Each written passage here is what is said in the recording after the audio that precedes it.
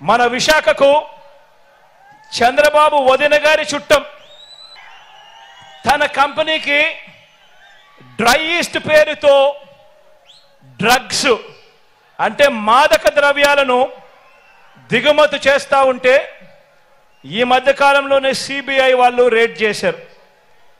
ఈ రేడ్ జరిగింది అని చెప్పి తెలిసిన వెంటనే క్షణాల్లోనే ఎల్లో బ్రదర్స్ అందరూ కూడా ఉలిక్కిపడ్డారు.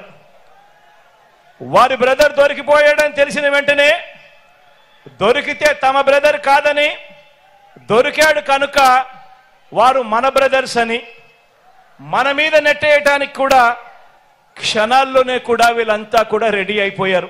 సాక్షాత్తు మన రాష్ట్ర బీజేపీ అధ్యక్షురాలు చంద్రబాబు నాయుడు గారి వదినమ్మ గారి కొడుకు వియంకుడు ఆ కంపెనీలోనే గతంలో డైరెక్టర్లు భాగస్వాములు, బాబు బంధువులు, ఆత్మ బంధువులు, బాబు నిలబెట్టిన ఎంపీ అభ్యర్థులకు మరీ దగ్గరగా వీళ్ళకందరికీ బంధుత్వాలు కూడా ఉన్నాయి.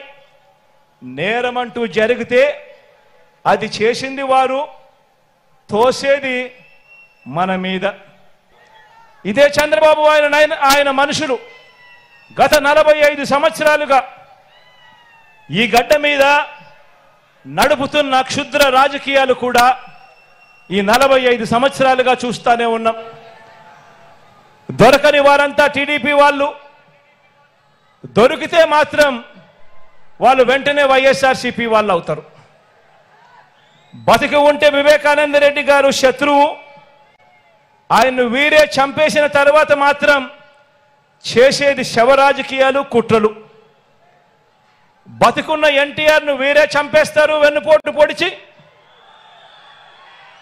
చనిపోయాక వీళ్ళే ఎన్టీఆర్ శవాన్ని లాక్కుని విగ్రహాలు ఊరూరా పెట్టి దండలు వేసి దండం పెడుతున్నారు. ఒక్కసారి గమనించండి.